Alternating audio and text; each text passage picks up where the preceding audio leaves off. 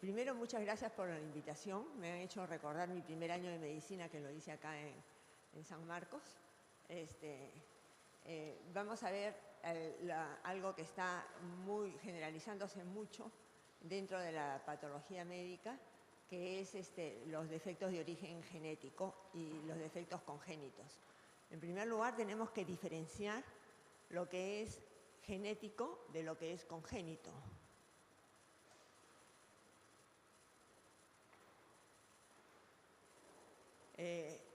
Congénito es todo aquello que está presente al momento del nacimiento.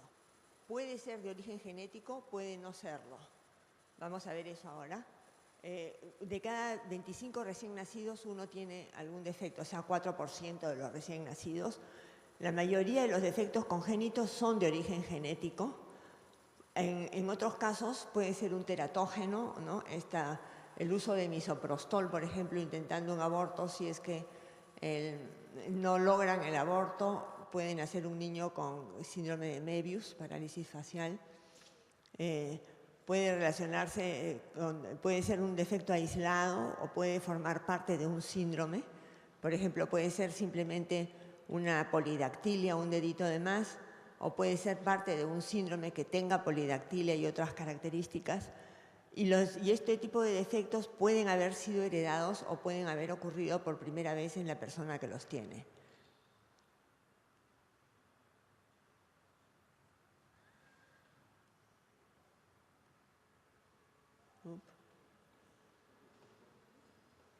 Ahí está. Los defectos congénitos no todos son iguales, hay una serie de nominaciones para uno y otro, y vamos a ver qué es una malformación, qué es una secuencia, etcétera, porque tienen orígenes totalmente diferentes.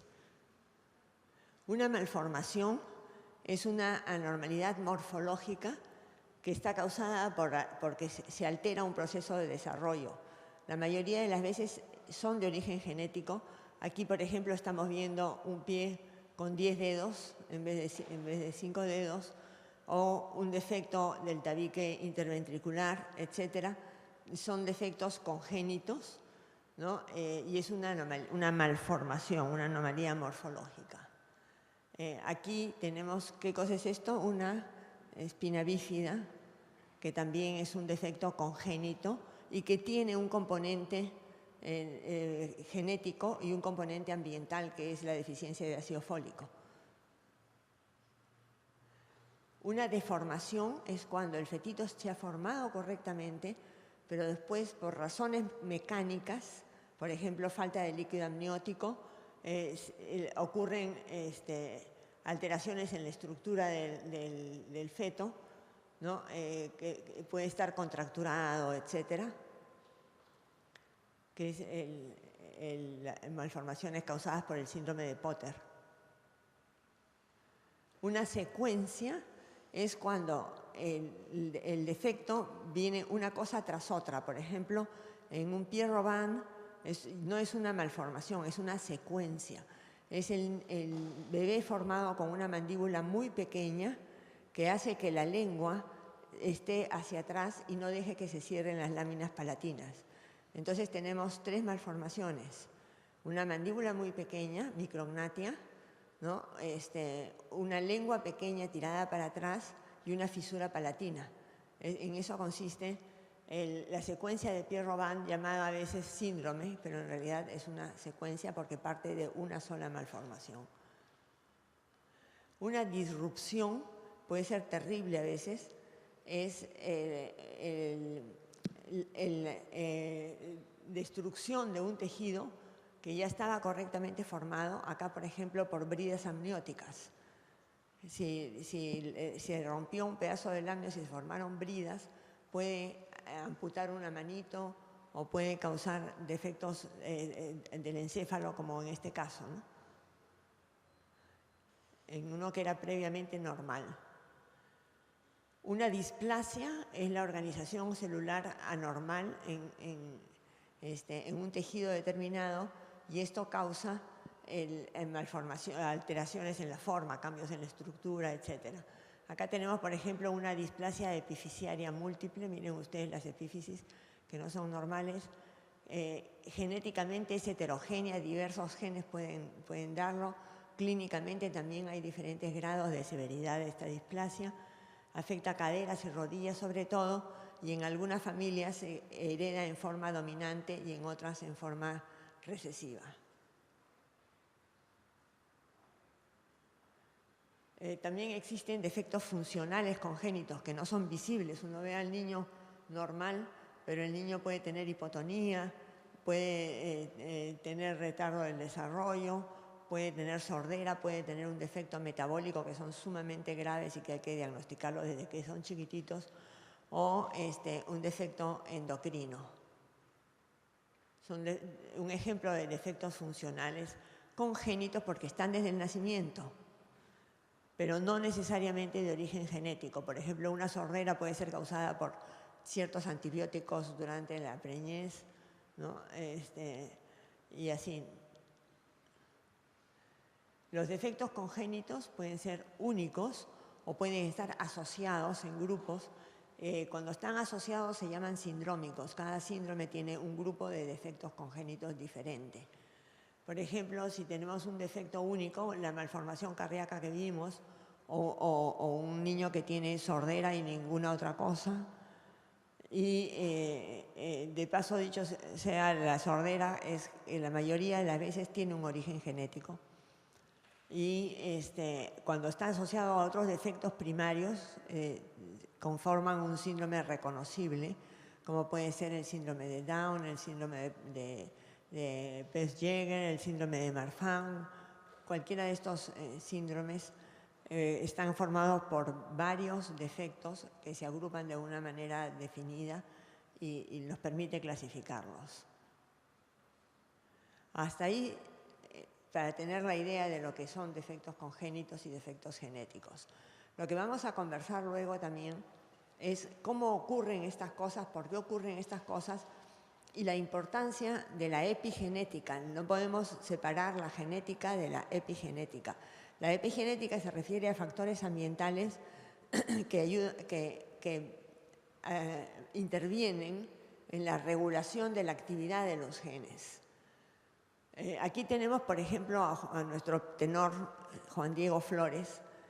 ¿Por qué Juan Diego es un gran tenor? Tiene factor hereditario, su padre era el mejor intérprete de Chabuca Granda. En su casa se hacía mucha música, ¿no? Y eso viene en su genotipo, los genes que heredó de tener habilidades musicales, pero al mismo tiempo intervienen los factores epigenéticos dados por el ambiente familiar donde se le favorece el desarrollo de estas características. Entonces, la epigenética trata de la intervención de los factores externos o ambientales en el desarrollo de una determinada característica. Algunas características normales, como el grupo sanguíneo, el cerumen de las orejas, etcétera, son determinadas por una pareja de genes que se llaman alelos, y ustedes ya saben eso. Por ejemplo, el grupo sanguíneo, como hablamos, el lóbulo de la oreja, unas personas lo tienen pegado y otras despegado. El lóbulo pegado es recesivo, o sea que quien tiene el lóbulo pegado heredó un gen del lóbulo pegado del papá y otro de la mamá. El cerumen de la oreja, la mayoría de las personas lo tienen suave, ¿no? Cremoso, y hay un grupo que tiene cerumen seco, como polvo, y es también autosómico recesivo. Eso es puramente genético. Ahí no hay un factor ambiental, es puramente genético. El cerumen húmedo es el que más se encuentra, es dominante, y el cerumen seco es recesivo. Otras características son heredadas no a través de una pareja de genes como las que acabamos de ver, sino a través de múltiples genes, son poligénicas, y entre ellas están las huellas de la mano.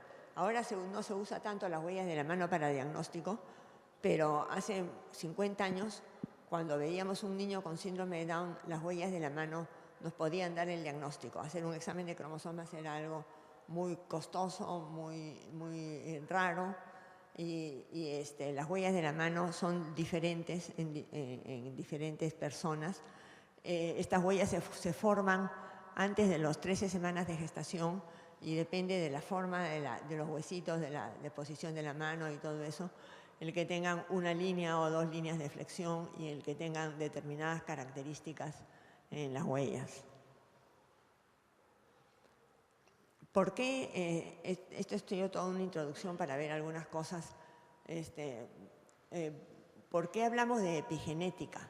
Porque la epigenética actualmente tiene mucha relevancia en la formación del fenotipo de una persona. No todos son los genes. Ustedes saben que los genes están empaquetados en los cromosomas y rodeados de una masa de cromatina, ¿no? Que también interviene en la expresión de los genes. Estos genes están activos en una época, luego están desactivados, luego se vuelven a activar. Por ejemplo, los genes de producción de testosterona en un feto masculino están activos durante la semana 7 o 8 que se está formando los genitales. Después de un tiempo ya no hay esta actividad de testosterona cuando el niño nace y posteriormente cuando llega a la adolescencia vuelven a activarse las mismas células. Entonces, esta regulación de la activación y desactivación de genes ocurre muchas veces a través de la cromatina. Los sistemas reguladores son genes cercanos o lejanos del gen que se está tratando, transcriptos de ácido ribonucleico, polipéptidos y factores ambientales que pueden influir, que vamos a ver más adelante. Todas estas cosas pueden modificar la cromatina, metilando el ADN metilado, esa zona no se expresa. O sea, si tienes un gen que está metilado, ese gen no está trabajando. Entonces, la metilación del gen y desmetilación del gen interviene en las secuencias que hacen que un ser humano funcione. Acetilación de las histonas más bien estimula ese gen, ¿no? Y se forman redes complejas y que van por épocas. La epigenética, entonces, es el estudio de los mecanismos que regulan la expresión de los genes. El ADN sabemos que es idéntico, cuando se forma el embrión tiene todas sus células idénticas, ¿no? Pero posteriormente se van diferenciando en cada tipo celular y sin embargo los genes siguen siendo idénticos en una célula del hígado, ¿no? que en una célula de la piel, porque no cambian los genes, lo que cambia es qué genes están activos y cómo están activos, en qué época, etcétera, ¿no? Los genes activos son diferentes en cada tipo celular y en cada momento del desarrollo. O sea, este es el concepto básico. Los genes son idénticos en todas las células, pero en unos funcionan unos y en otras células funcionan otros. Lo que nos enseñó mucho de epigenética fue la famosa oveja Dolly, porque la oveja Dolly, ustedes recordarán, lo que se trató fue que a esta oveja grande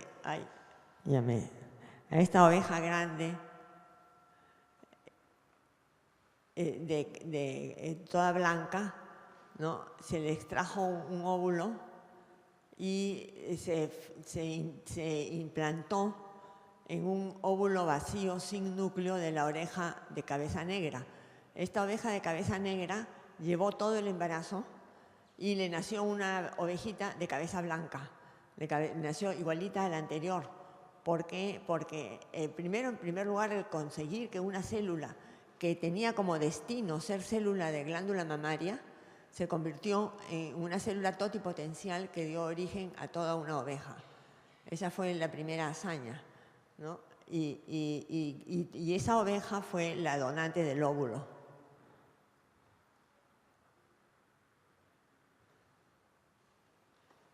Entonces, estas células de la mama de la oveja blanca tenían idéntico ADN, porque todas las células de una persona tienen idéntico ADN, pero diferente potencialidad. Estos escoceses que hicieron esta hazaña hicieron una modificación epigenética con algún método que hasta ahora no se sabe con seguridad, ¿no? Que ocasionó un cambio ambiental físico-químico y hizo que esta célula activada se convirtiera en una oveja. O sea, ahí intervinieron los genes que se activaron con estos métodos que hicieron los escoceses. En los humanos suceden cosas parecidas. El óvulo y el espermatozoide tienen los mismos genes, pero están metilados. Acuérdense que la metilación inhibe el ejercicio del gen. Tienen sus genes metilados en forma diferente. Entonces, para formar un niño se necesita que haya un genoma paterno y un genoma materno. Si teóricamente con 2 óvulos se pudiera hacer una niña, esto no es así en realidad, porque en los óvulos de la mujer tienen sus genes metilados de manera diferente que los que aporta el espermatozoide. Entonces, en los últimos años, no tan últimos, pero en los últimos 20, digamos, se han descubierto todo este tema de alteraciones en la metilación, etcétera, que llevan a ciertas enfermedades que resultan muy curiosas en su manera de transformarse. Todas las células, recordemos, tienen idéntico ADN, pero el destino de cada célula se relaciona con la regulación epigenética, que le dice, tú vas a hacer dedo, tú vas a hacer pene, tú vas a hacer hígado, tú vas a hacer tal cosa, ¿no? Y entonces son diferentes los genes que se activan en cada uno de estos casos. ¿Hasta aquí alguna pregunta? ¿Algo que no se entienda? Como consecuencia de la regulación epigenética normal, sucede que hay un segundo cromosoma X que se inactiva en las mujeres. Este cromosoma X, ustedes saben que forma la cromatina sexual y que tiene sus genes que no se están expresando. Eso evita que las mujeres seamos superiores a los hombres. Los hace sentir bien. La otra consecuencia de la regulación epigenética es la demetilación de los genes de gametos en la fecundación. O sea, cuando se forma el gameto, todos los genes están activos, o casi todos los genes están activos, están demetilados. También sirve para los casos de clonación, como vimos en la oveja Dolly, ¿no? Para reprogramar una célula adulta, y también en algo que se llama la impronta, que es la acción diferente de los genes que vienen del papá a aquellos que vienen de la mamá. 2 hermanos, hombre y mujer, pueden tener ciertos genes idénticos, pero la activación de estos genes ocurre en diferentes momentos o en diferentes lugares, etcétera, según el origen parental. Entonces, estas son consecuencias de la regulación epigenética normal y nos explica muchas características de los genes, de la manera como se forma la criatura. Además, la otra cosa es que hay influencia del estilo de vida en los genes. Como ustedes saben, alguien puede tener genes de propensión a cáncer, pero si fuma, estos genes pueden activarse. Estos genes que estaban ahí tranquilitos pueden activarse por acción de la nicotina. Entonces, no es que cambia la genética, sino que se activan otros genes, ¿no? Se desregulan. El estilo de vida tiene mucha influencia para muchas cosas, incluyendo cosas como obesidad, diabetes, todo eso que ya está requete dicho, ¿no? Entonces, las alteraciones epigenéticas implican cambios en la expresión de los genes, en la expresión. No te cambian el gen, no cambian la estructura del gen, sino hace que se expresen en determinados momentos. Y estas consecuencias pueden ser cáncer, por ejemplo, un gen supresor de tumores que se inactiva, que está inactivo. Ese gen ya no va a suprimir los tumores como debe ser. Alteraciones en el embrión y en la placenta pueden ser causa de pérdidas, de abortos espontáneos. Varios defectos congénitos por alteraciones epigenéticas y una gran interrogante respecto a problemas psiquiátricos y trastornos del desarrollo de tipo autista, que son siempre un gran misterio. Este es el síndrome de Beckwith-Wiedemann, un síndrome de que el niño nace muy grandote, con una lengua grande, con onfalocele y tendencia a tener tumores.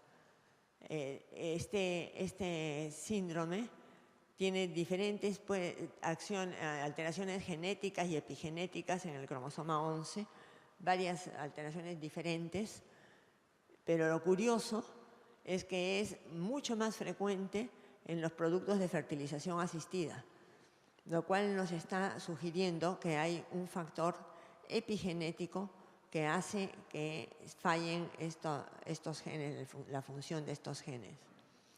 Y incluso en los gemelos monocigotos, aunque sean monocigotos, no son coincidentes en el Beckwith-Wiedemann necesariamente, lo cual nos está diciendo también que en unos genes, en uno de los gemelos está funcionando estos genes y en otros no.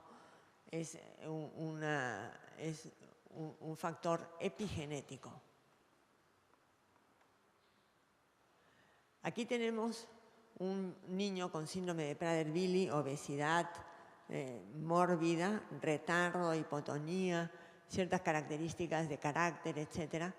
Y tenemos una niña completamente distinta que tiene el síndrome de Angelman, o lo que antes llamaban marioneta feliz, en las niñas que siempre se ríen, niñas o niños, ¿no? Que siempre están sonrientes, que nunca aprenden a hablar, que les gusta mucho el agua, jugar con agua, etcétera, y tienen ciertas características muy diferentes a los de Prader-Willi, no tienen nada que hacer las dos cosas.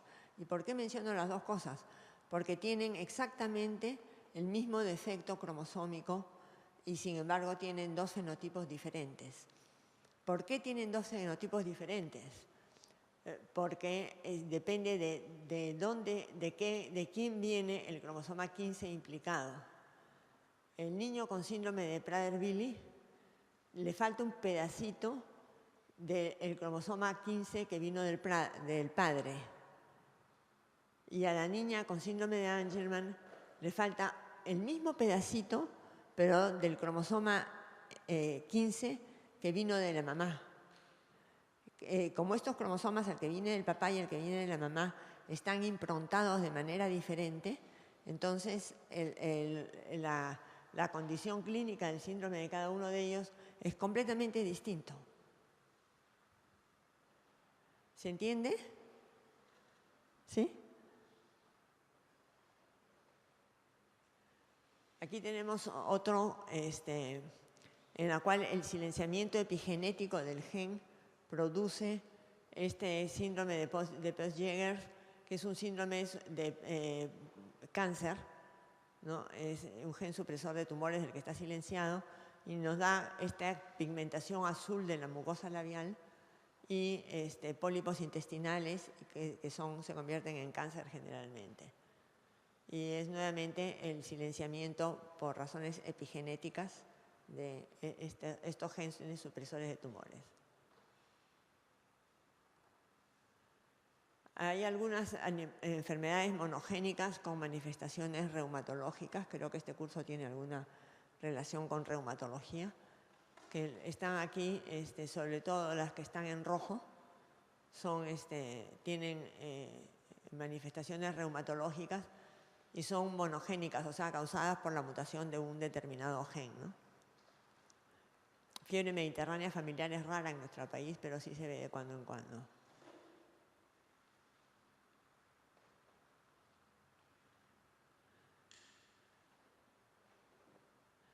También tenemos la artritis reumatoide, el lupus, la psoriasis, enfermedad celíaca, esclerodermia, síndrome de Sjögren y espondilitis anquilosantes. También estas son multifactoriales, no son monofactoriales como las anteriores.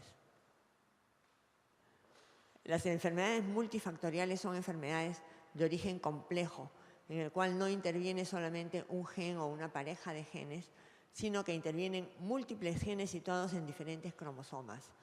Cada gen tiene un pequeño efecto, pero van sumando sus efectos y nos llevan a, por ejemplo, a la hipertensión arterial, a la obesidad, a la diabetes, a cosas por el estilo.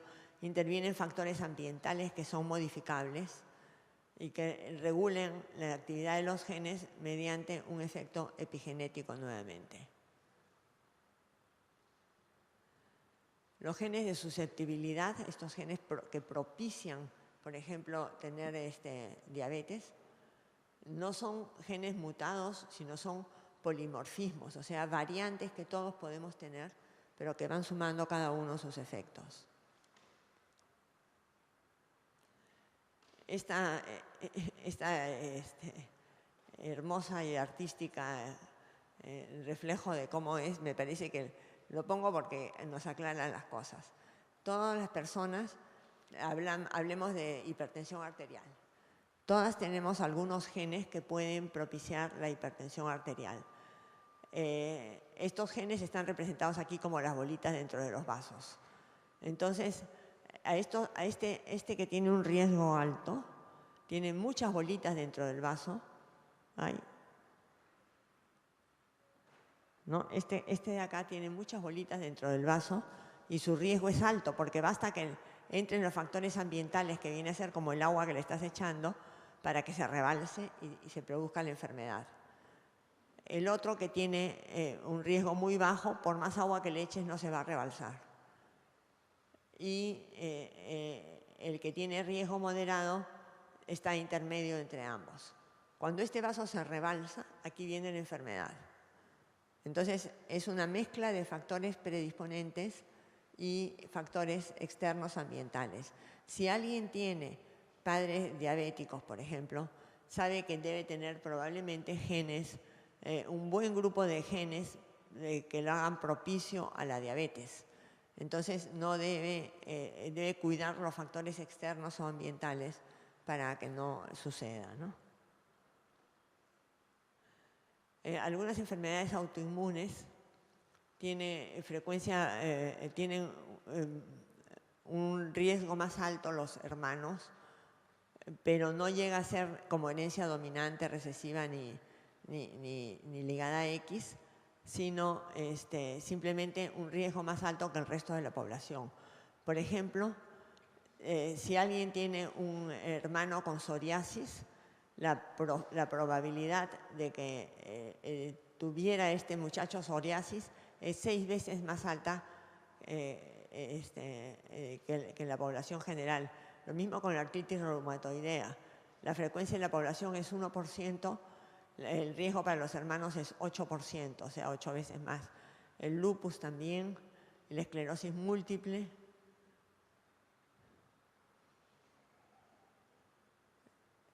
Aquí también en este gen, el alelo común, el nucleótido 1858 es citosina y el polimorfismo que cambia la citosina por timina nos trae un riesgo aumentado del lupus eritematoso sistémico y de otras enfermedades autoinmunes. No es un gen que dé la enfermedad, es un gen de susceptibilidad a la enfermedad.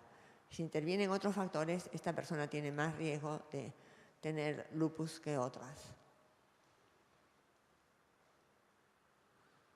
Este gen de metiltetrahidrofolato reductasa, el alelo común tiene una cistina en el nucleótido 677 y el polimorfismo que lo cambia por timina está asociado a mayor toxicidad del metrotexate y otros polimorfismos también, ¿no?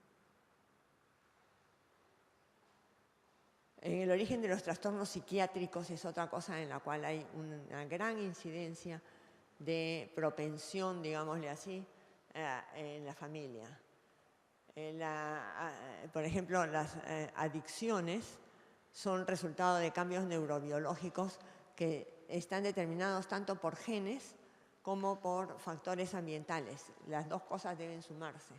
Entonces, en general, hay mecanismos epigenéticos en el origen de los trastornos psiquiátricos y hay una desregulación de los genes que se expresan en el cerebro.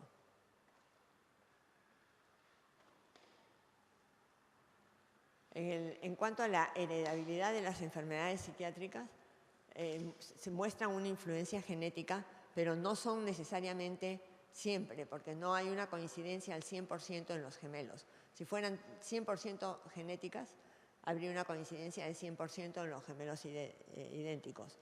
Más o menos el 70% está determinado por genes, variable en cada tipo de trastorno. Está relacionado con otros trastornos psiquiátricos en el individuo o en la familia. Les voy a mostrar una genealogía muy interesante. Y intervienen factores ambientales. Los factores ambientales que pueden ser la toma de alcohol, pueden ser factores de violencia en la familia, cosas por el estilo que pueden intervenir.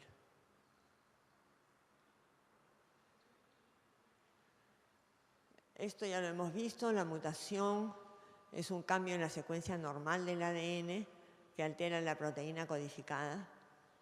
Y el polimorfismo, en cambio, es una variación normal. Uno de nosotros puede tener el polimorfismo A, el otro puede tener el polimorfismo X, el otro tal otra. Es una variación normal de la secuencia de ADN que está presente en una población variable, ¿no? Y puede reflejarse en pequeñas diferencias funcionales de la proteína. Eso lo vemos en el tema de coagulación, por ejemplo, ¿no? Y en varios otros temas en los cuales hay pequeñas diferencias en las personas. Nuevamente el metiltetrahidrofolato reductasa, ya hemos dicho el alelo común C y el polimorfismo T, confiere susceptibilidad para depresión. O sea, quien tiene 2 veces el polimorfismo T, que es este de acá, ay, ya se me pasó, bueno, tiene más riesgo de tener depresión. Las enfermedades psiquiátricas, ¿por qué pongo una orquesta? Porque en la orquesta, para que salga bonito, la obra que están presentando, es necesario que todos coordinen, ¿no? Que todos estén atentos y todos coordinen. Si los violines no tocan al momento que les toca, sino tocan antes o tocan después, entonces se están distorsionando todo y el concierto sale un adefesio. Lo mismo sucede con nuestro cuerpo y nuestros genes. Tienen que actuar coordinadamente porque si no, las cosas no funcionan, ¿no? Y entonces la actividad de como que los músicos son las células, los genes de dentro de la célula, depende de la regulación epigenética que hace que unos toquen y el otro no. Es todo una coordinación.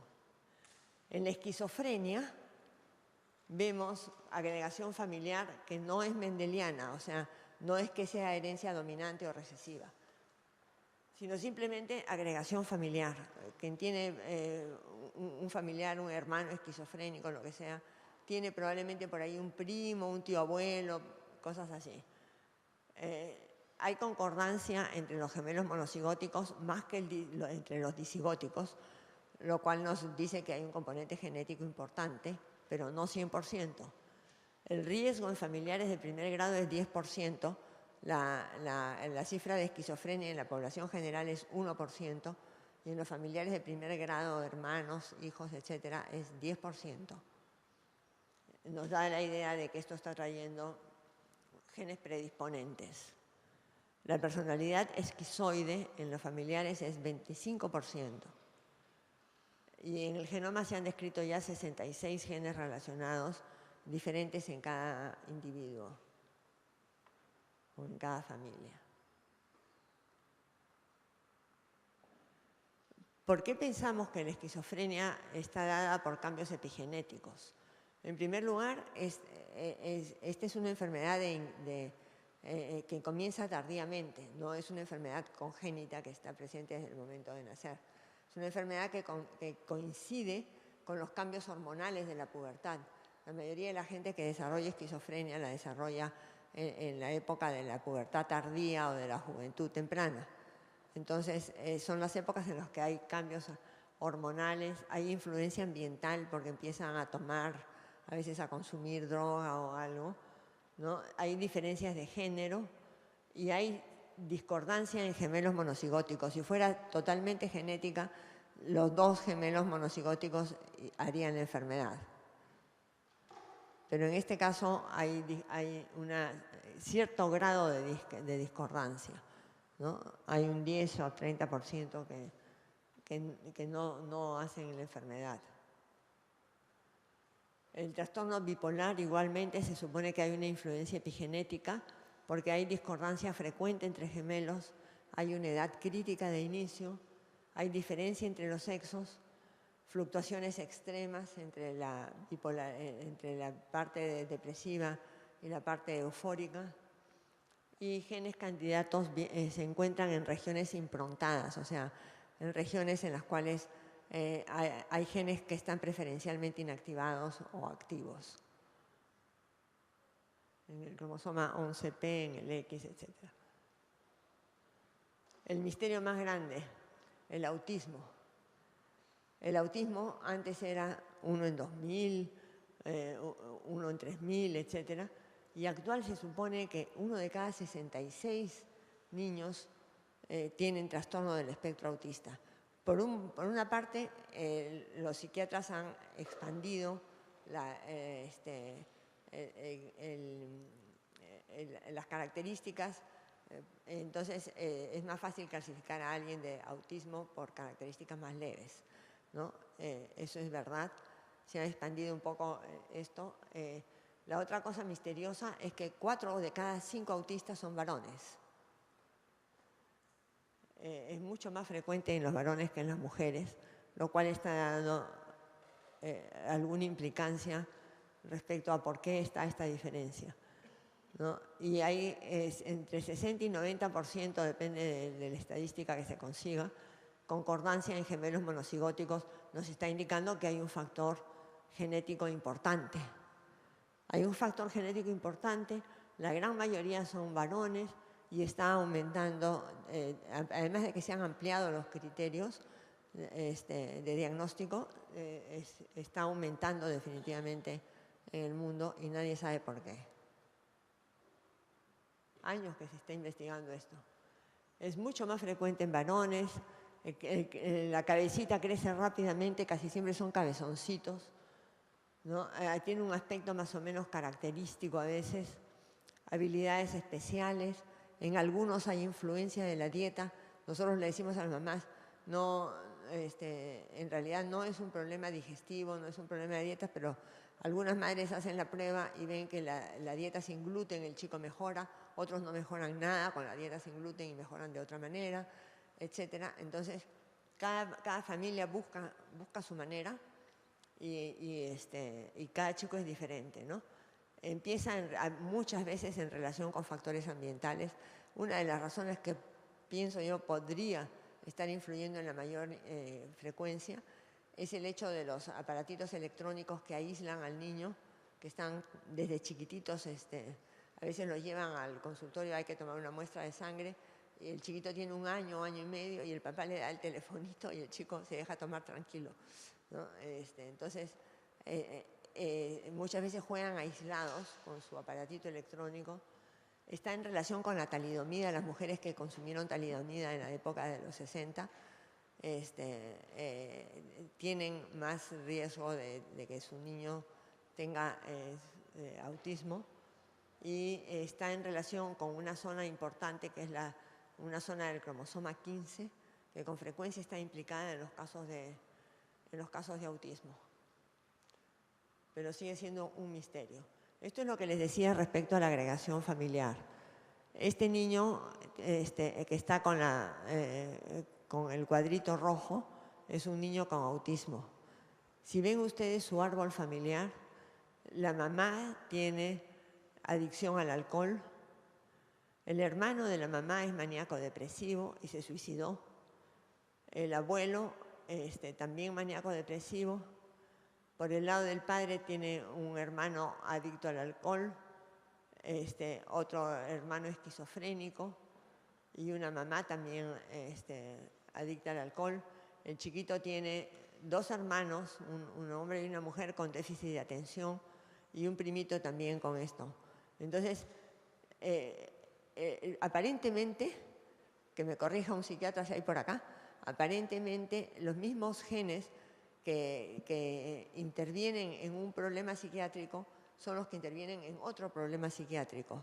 Son los mismos genes, depende de la manera como se combinan y depende de los factores ambientales, se puede manifestar de una u otra manera. Hubo una psicóloga que hizo su tesis de maestría muy interesante comparando las familias que tenían niños con síndrome de Down con aquellas familias que tenían niños con autismo respecto a patología psiquiátrica en otros sitios, porque uno puede decir, como le salió el niño con autismo, se traumaron y empezaron a beber o empezaron a esto, lo que sea. Pero la tesis de esta psicóloga mostró que en los casos de niños con síndrome de Down, la familia se entristecía, lógicamente, y todo, pero no tenía más enfermedades psiquiátricas que el resto de la población. En cambio, en los casos de autismo, sí hay una gran incidencia de anomalías psiquiátricas en la familia. O sea que todavía hay muchas cosas muy misteriosas por ver en la genética. Aquí es lo que les acabo de estar diciendo, la mayor incidencia de patología psiquiátrica, concordancia de autismo en gemelos monocigóticos con mucha frecuencia, trastornos del lenguaje, aprendizaje y conducta en hermanos y formas frustras o atípicas como es el Asperger en familiares. Por último, vamos a ver la temible enfermedad de Alzheimer, que generalmente es multifactorial, rara vez, muy rara vez es hereditaria. El Alzheimer temprano, el que empieza antes de los 50 años, sí puede ser hereditario, pero el Alzheimer ya de la vejez generalmente no lo es. El 50% puede tener un gen de susceptibilidad en el cromosoma 19, que no es un gen determinante de Alzheimer en absoluto, pero que es más frecuente en las personas con Alzheimer que en quienes no lo tienen. El examen del genotipo ApoE no es diagnóstico ni es predictivo. Hay gente que se manda a hacer el ApoE y dice, yo no tengo el ApoE4, entonces no me va a dar Alzheimer. No es así. O yo tengo el 4 y me va a dar Alzheimer. No es así en absoluto. Existen formas hereditarias dominantes, estos genes acá de la presenilina, que están en estos diferentes cromosomas que les muestro, pero estas formas son muchísimo más raras y se da sobre todo con Alzheimer precoz. Cuando se hace intervención preventiva y terapéutica, tenemos que tener en cuenta que el genoma no lo podemos modificar, pero el epigenoma sí es moldeable. Y tiene que ver con los hábitos de la vida, con fármacos, etcétera, que ayudan a demetilar o a metilar ciertos genes. Las nuevas posibilidades terapéuticas que se abren son agentes que modifican la expresión y la traducción de los genes críticos, actúan sobre las enzimas metilasas, acetilasas, desacetilasas, etcétera. Y hay inhibidores de la metilación del ADN, y en cáncer estas sustancias terapéuticas pueden activar los genes supresores de tumores para que funcionen correctamente. Los agentes, esos son lo mismo, inhibidores de las desacetilasas de histona, y en enfermedades psiquiátricas, por ejemplo, el ácido valproico potencia los antipsicóticos. Otros agentes terapéuticos más novedosos son el ARN de interferencia, que son pequeñas moléculas de ADN que interfieren, actúan en el citoplasma, interfieren en la producción de proteínas perjudiciales. Su uso es todavía experimental. En conclusión, el genotipo, o sea, todos los genes que tenemos, es un marco de referencia dentro del cual pueden expresarse múltiples y variados fenotipos dependientes de mecanismos epigenéticos. O sea que no es que sea un fatalismo respecto a que tenemos estos genes, sino que hasta cierto punto se puede manejar cuando uno maneja el ambiente en el cual se mantiene. El concepto de determinismo genético se reemplaza ahora por el de influencia genética. No es determinismo. los genes versus el ambiente en la determinación del fenotipo ya no sería un conflicto, puesto que hay interacción constante entre los genes y el ambiente. Creo que eso es todo. Muchas gracias.